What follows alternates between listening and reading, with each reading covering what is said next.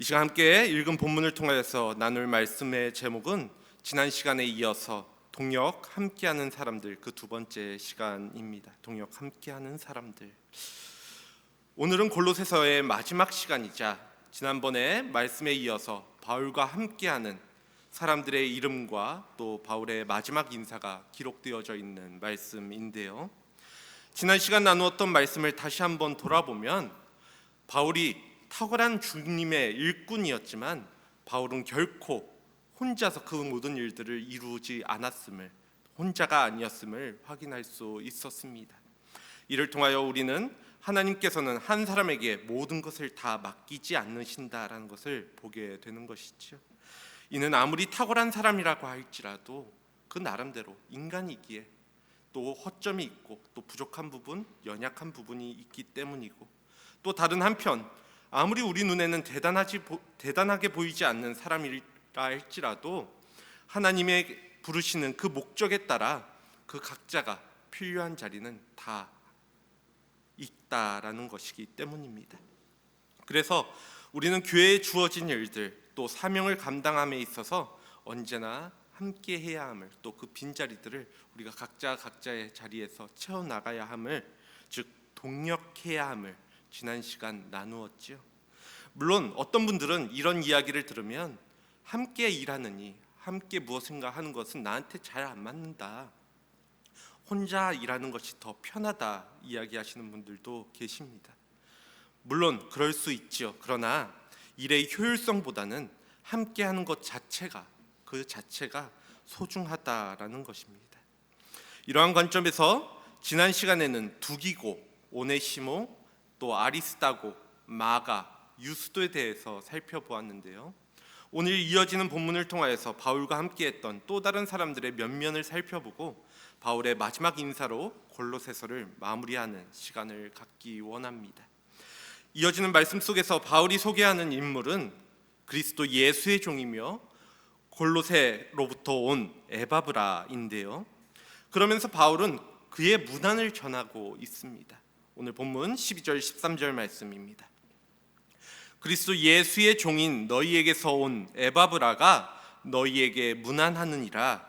그가 항상 너희를 위하여 애써 기도하여 너희로 하나님의 모든 뜻 가운데서 완전하고 확신 있게 서기를 구하나니, 그가 너희와 라오디게아에 있는 자들과 하에라볼리에 있는 자들을 위하여 많이 수고하는 것을 내가 증언하노라.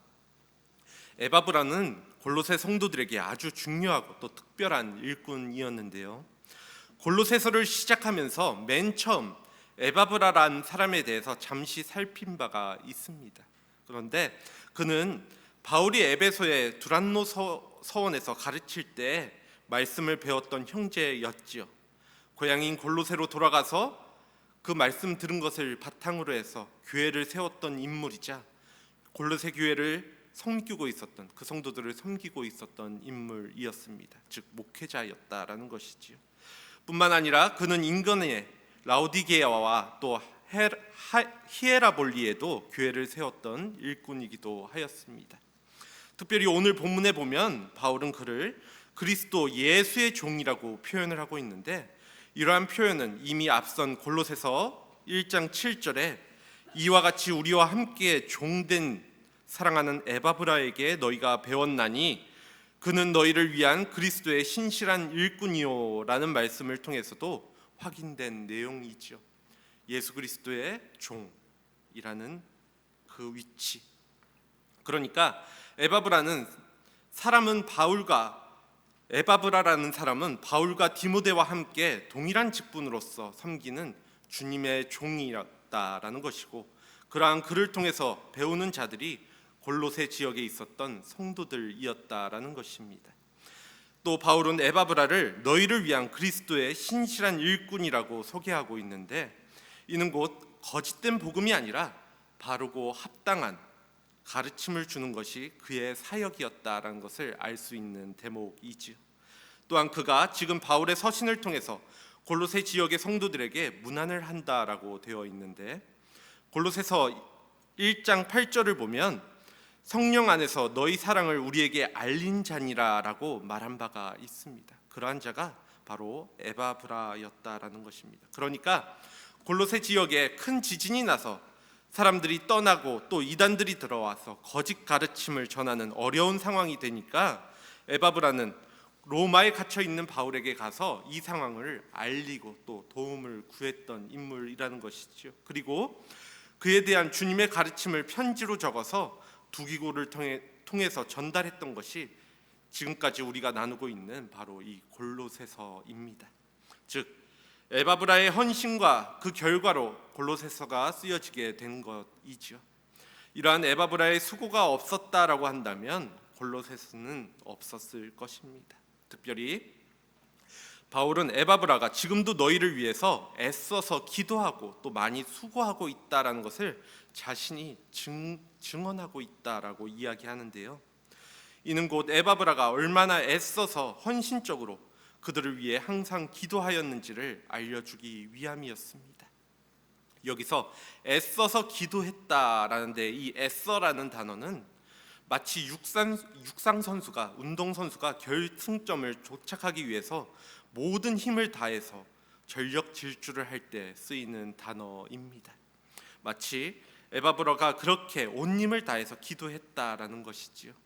특별히 그는 자신의 문제가 아니라 골로새 성도들이 하나님의 뜻 가운데서 완전하고 확신 있게 설 수 있는 것에 대해서 굳건하게 설 수 있는 것에 대해서 기도하였는데 더 이상 거짓 가르침에 흔들리지 않고 시냇가에 심겨진 튼튼한 나무처럼 어떠한 역경에도 흔들리지 않는 견고한 성도가 되기를, 즉 거짓 가르침에 속아 옛사람과 그 행위대로 살지 아니하고 새 사람을 입어 그리스도 안에서 하나님 앞에 거룩하고 흠없는 자로 세워지기를 위해서 애써서 기도했다라는 것입니다. 뿐만 아니라 그가 골로새 성도뿐만 아니라 라오디게아와 또 히에라볼리에 있는 성도들을 위해서 많은 수고를 했음을 바울은 알리기를 원했는데요.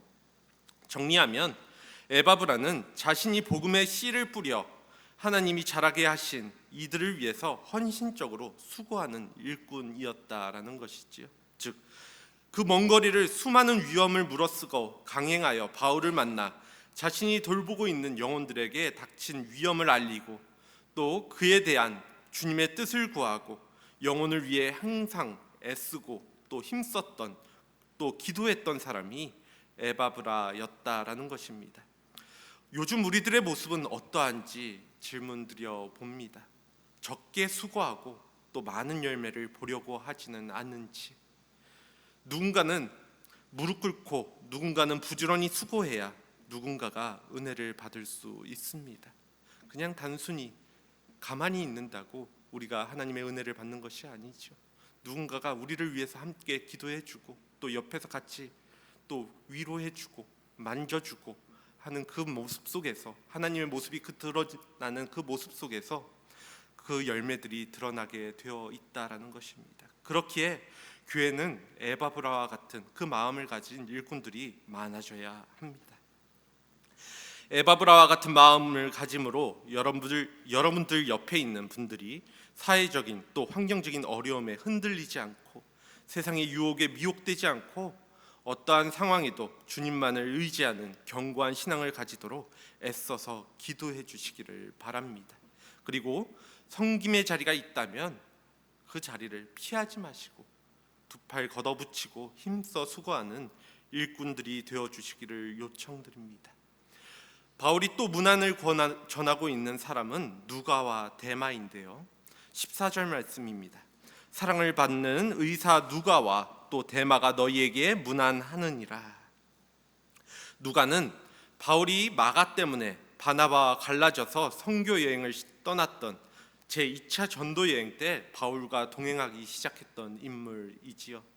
3차 전도 여행을 마치고 예루살렘으로 복귀했을 때 바울과 함께 했었고 또 로마로 끌려갔을 때 함께 하였으며 2년 정도 로마에서 가택 연금된 그 기간 동안 내내 바울과 함께 있으면서 그를 옆에서 도왔던 인물이 바로 누가입니다. 사실 생각해보면 바울에게 뿐만 아니라 함께 전도 여행을 떠났었던 동역자들에게 있어서 의사의 역할은 매우 중요했을 것입니다. 바울 일행들이 복음을 전하며 매를 맞고 또 돌에 맞으며 옥에 갇히는 등 건강을 해치는 많은 어려움을 당하는 일들이 많이 있었기도 하였을 것이고, 또 지역을 옮기다 보면 여러 가지 건강을 해칠 만한 일들이 많이 생겼을 것이기 때문이죠. 그래서 바울은 누가를 가리켜 하나님의 사랑을 받는 의사라고 소개하고 있는 것입니다. 우리는 여러 직업으로 주님을 섬기면서도 복음의 일꾼으로 동역하는 하나님의 사랑받는 종이 될 수 있습니다. 오늘 이 말씀 속에서는 의사가 나왔지만 각각의 직업을 가지고 하나님을 섬기는 그러한 일꾼들로 살아갈 수 있다라는 것입니다. 그래서 누군가는 글을 쓰거나 곡을 쓰는 것으로 또 하나님을 영광을 돌릴 수도 있겠지요. 그렇기에 누가는 의사인 역할만을 감당하는 것이 아니었는데요, 즉 연구하고 기록하는 역할들도 같이 맡아서 했던 인물입니다. 이에 대하여 누가복음 1장 1절에서 3절 말씀은 이렇게 기록하고 있습니다. 우리 중에 이루어진 사실에 대하여 처음부터 목격자와 말씀에 일꾼된 자들이 전하여 준 그대로 내력을 저술하려고 붓을 든 사람이 많은지라 그 모든 일을 근원부터 자세히 미루어 살핀 나도 데오빌로 각하에게 차례대로 써보내는 것이 좋은 줄 알았노니, 잘 아시는 것처럼 누가는 유대인이 아닌 이방인이었죠. 그렇게 예수님의 12제자는 아니었는데 그럼에도 불구하고 복음서를 기록한 저자이기도 합니다. 물론 누가복음에 기록된 예수님의 일화들은 자신이 직접 목격한 일화들은 아니었을 것입니다. 그렇지만 예수님과 관련된 모든 일들을 근원부터 자세하게 살펴서 정말 그 이야기들이 이루어진 그 모습들을 자세하게 살펴면서 그 자료들을 취합하여서 누가복음을 기록한 것이지요. 이러한 누가의 기록은 예수님에 대한 것에서 그치지 않고 예수님의 복음이 어떻게 예루살렘을 넘어서서 이방인들에게도 전해졌는지를 기록하고 있습니다. 이 책이 바로 누가복음에 이어서 기록되어지는 사도행전입니다. 신약 성경이 260장인데 누가가 쓴 누가복음과 사도행전이 총 52장 정도 되지요. 약 신약 성경의 20% 분량 가량을 차지할 만큼 바울 다음으로 많은 분량의 신약 성경을 기록했고 또 성경을 기록한 유일한 이방인이 바로 누가였다라는 것입니다. 이어지는 누가와 함께 소개되어지는 인물이 바로 데마인데요, 그에 대하여 사실 알려진 바는 별로 없습니다. 하지만 분명한 것은 골로새서를 쓸 당시에는 바울과 함께했던 인물이었다라는 것입니다. 투옥된 바울과 함께하는 동역자였다라는 것이죠. 그런데 그랬던 데마가 후에 어떻게 되었는가 하면 오늘 말씀엔 기록되어 있지 않지만 디모데후서 4장 10절에서 11절 말씀은 이렇게 기록하고 있습니다. 데마는 이 세상을 사랑하여 나를 버리고 데살로니가로 갔고, 그레스게는 갈라디아로, 디도는 달마디아로 갔고, 누가만 나와 함께 있느니라. 내가 올 때에 마가를 데리고 오라. 그가 나의 일에 유익하니라. 디모데후서를 쓸 당시에 바울이 로마 감옥에 두 번째로 투옥될 때였는데요, 그리고 이때 순교를 당했습니다. 데마는 바울의 첫 번째 투옥 때에는 동역의 길을 갔는데 두 번째 투옥 때는 그 상황 속에서는 순교하기 직전 그 상황에서는 세상을 사랑하여 바울을 떠나버린 사람이라고 성경은 기록하고 있다라는 것이죠. 즉 무슨 이유였는지는 모르지만 데마는 시작은 좋았지만 끝이 좋지 못했던 사람, 어떤 이유에선지 세상을 사랑하여 복음 사역을 중단하고 고향으로 돌아간 사람이었다라고 성경은 기록하고 있다라는 것입니다. 물론 그러한 그가 정말 구원받은 사람이었는가에 대해선 누구도 알 수 없습니다. 왜냐하면 바울은 데마의 구원 여부를 논하고 있지는 않기 때문이죠. 하지만 분명한 것은 그가 복음의 사역보다 세상적인 것을 더 사랑하였다라는 것, 그것이지요. 어찌 보면 그는 그리스도께서 책망한 라오디게아 교회처럼 차지도 뜨겁지도 아니한 미지근한 사람이었습니다. 안타깝게도 오늘날 많은 그리스도인들이 데마처럼 미지근한 삶을 사는 경우들이 많이 있습니다. 하나님의 복음 사역에서 떠나 세속적인 것을 더 쫓아 살아가는, 마치 자신은 하나님이 구원만 하시는 복음의 일꾼으로 세우지 않는 것처럼 사는 사람들이 많이 있다라는 것이죠. 그래서 교회는 다니지만 이야기해서 들어보면 난 구원의 티켓을 얻었어 라고까지만 이야기하지, 그래서 세상 가운데 어떻게 살아갈 것인지에 대해서는 생각하지 않고 살아가는 분들이 많이 있다라는 것입니다. 오히려 세상과 더 동조해서 살아가는 사람들, 난 구원받았으니까 이렇게 살아도 돼 하면서 살아가는 사람들이 많이 있다라는 것입니다. 하나님 나라의 역사에 동참하는 사람이 아니라 그것을 지켜보는 구경꾼이자 방관자가 되어버리고 마는 것이죠. 반면에 누가는 이때에도 바울과 함께 있었다라고 기록하고 있습니다. 누가는 그렇게 처음부터 끝까지 변함없는 사람이었다라는 것이지요. 골로새서에서는 함께 동역자로 소개되고 있지만 그 나중이 대조되고 있는 이 누가와 데마입니다. 그런데 어디서나 누가와 같은 사람이 있고 또 데마와 같은 사람이 있을 수 있습니다. 그 모습만 생각해 보면 모두 누가와 같은 사람이 되어주기를 축복하는 것이 옳지요. 그런데 우리가 데마와 같은 사람을 만난다 할지라도, 그런 사람을 본다 할지라도 그러한 사람을 비난하지는 마시기 바랍니다. 그가 그렇게 복음의 사역에서 잠시 멀리 떨어져 있는 것이 때로는 정말 마음을 쓰고 또 복음을 위해 수고했는데 누군가로부터, 즉 사람이 주는 어려움과 또 아픔 때문에 잠시 그 자리를 떠나 있는 것일 수도 있기 때문이죠. 그래서 그 모습만 보고서 그것을 위해서 이 사람은 이렇다 저 사람은 저렇다 이야기하는 것이 아니라 그를 위해서 기도해 주는 것이 우리에게는 필요한 일이라는 것입니다. 한편으로 대마의 입장에 있는 분들이라고 한다면 이러한 또 괴로움 가운데 살아가고, 또 그래서 내가 처음에는 열심이었는데 지금은 세상의 것을 쫓아가는 것이 더 편하다 생각하여서 잠시 눈을 돌리고 있는 분들이 있다라고 한다면 그 섬기는 일을 포기해서는 안 됨을 기억하실 수 있기를 바랍니다. 사실 이러한 아픔 없이 주님을 섬기고 복음을 전하는 것은 더 어렵다라는 것, 더 불가능하다라는 것 잘 알고 계실 것입니다. 예수님에게도 가룟 유다라는 인물이 있었고 바울에게도 데마가 있었습니다.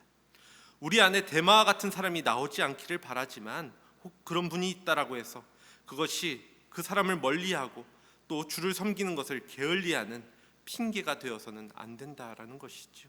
그러니 누가와 같이 자신에게 있는 기술과 지식을 주님을 위해 또 복음을 위해 사용하고 또 처음과 끝까지 변함없이 신실한 주님의 일꾼이 되어지시기를, 또 데마와 같은 상황이 있다라고 한다면, 상황에 놓여 있다라고 한다면 그럼에도 불구하고 우리가 주님이 주시는 이 땅의 사명을 어떻게 감당해야 할 것인지를 다시 한번 생각하고 또 주님의 일꾼으로 세워지는 여러분들 되어지기를 원합니다. 지금까지 바울이 자신과 함께하는 동역자들의 문안을 전했다라고 한다면 15절부터는 편지를 받는 쪽의 사람들에게 문안하라라는 내용인데요.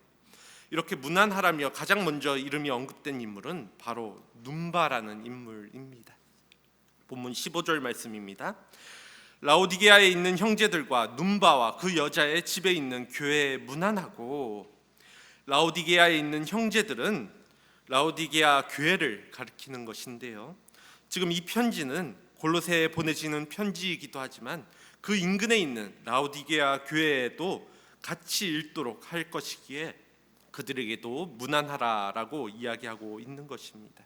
그런데 그 중에 특별히 바울은 여성인 눈바의 이름을 기록하고 있습니다.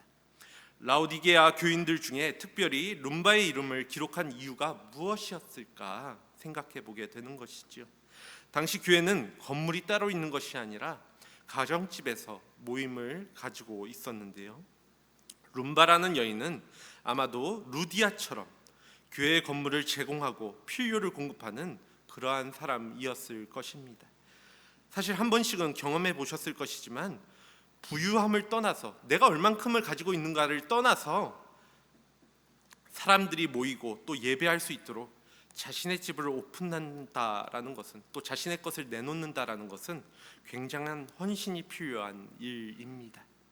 그 헌신이란 단순히 그 집을 내놓기 때문에, 공유하기 때문에 청소하고 정리하는 불편함 정도를 이야기하는 것은 아니지요. 당시 로마로부터 종교적 박해가 있었던 때였기 때문에 그 장소가 공개되어지는 것은 때론 위험을 감수해야 하는 일이었습니다. 그럼에도 불구하고 룸바라는 여인은 기꺼이 자신의 집을 오픈하고 있는 것입니다. 때로는 대단한 것 같지 않은 일일 수 있지만 지체들을 섬기는 수고를 룸바와 같이 기꺼이 해줄 수 있기를 요청드립니다. 오병이어처럼 그 작은 수고와 또 섬김마저도 하나님께서는 크게 사용하실 것이기 때문이죠. 바울은 또 다른 한 사람의 이름을 거명하고 있는데요, 그 이름은 아키뽀입니다. 본문 17절 말씀입니다. 아키뽀에게 이르기를 주 안에서 받은 직분을 삼가 이루라 하라. 아키뽀는 빌레몬서에 그 기록이 담겨져 있는 인물인데요, 빌레몬서 1장 1절에서 2절 말씀은 이렇게 기록하고 있습니다. 그리스도 예수를 위하여 갇힌 자 된 바울과 및 형제 디모데는 우리의 사랑을 받는 자요 동역자인 빌레몬과 자매 아비아와 우리와 함께 병사된 아키뽀와 내 집에 있는 교회에 편지하노니. 이 구절을 통해서 아키뽀에 대해서 두 가지 추측을 할 수 있는데, 한 가지는 오네시모의 주인이었던 그 빌레몬이라는 인물과 또 그 아내 아비아와 함께 언급된 것으로 볼 때 그가 빌레몬의 아들이었다라는 것을 추론해 볼 수 있고, 또 다른 한 가지는 우리와 함께 병사된 아키뽀라고 이야기한 것을 볼 때 그가 에바브라의 후임자라는 것을 추측할 수 있습니다. 그러니까 이 골로새 교회에 에바브라와 함께 동역하는 그런 목회자로서의 일을 감당했던 인물이 아키뽀라는 것을 추측할 수 있다라는 것이죠. 물론 이 모든 것이 맞을 수도 있고, 일반적으로 학자들은 이 두 번째 것, 에바브라의 후임자의 역할을 했다라는 것은 분명하게 보는 것 같습니다. 그래서 에바브라가 로마로 떠나면서 아키뽀에게 그 역할을 맡겼던 것으로 보이는 것이죠. 그런데 17절에서 바울이 아키뽀에게 무엇이라고 이야기를 하냐면 주 안에서 받은 직분을 삼가 이루라라고 요청을 하고 있습니다.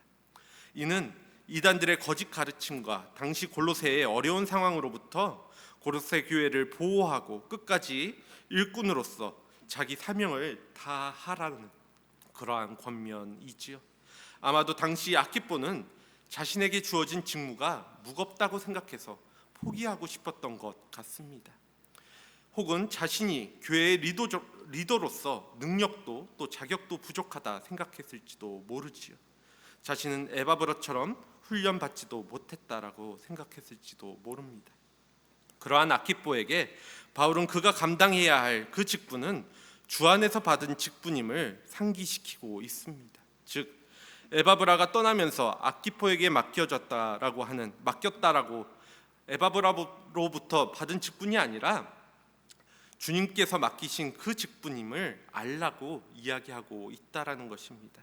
주님께서 맡기셨으니 인간이 맡긴 사람이 맡긴 그 직분이 아니니까 그 일은 주님께서 힘과 도움의 손길을 허락하실 것이라고 이야기하고 있는 것이죠. 그러니 삼가 이루라, 즉 그 일을 잘 완수하라고 권면하고 있는 것입니다.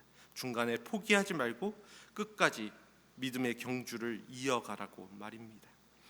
오늘 여러분들은 어떠한 직분을 맡고 계신지 질문 드려봅니다. 단순히 목회자뿐만 아니라 장로와 권사와 집사와 같은 명칭이 직분이 있고 또 그렇지 않은 직분들이 다 존재하죠. 수고하다가 열매가 없는 것 같고 여건이 안 된다 느껴질 때 그만두고 싶은 그러한 마음이 들 때가 있습니다. 그러한 마음 가운데 있다라고 한다면 다시 한번 힘을 내주시기를 요청드립니다.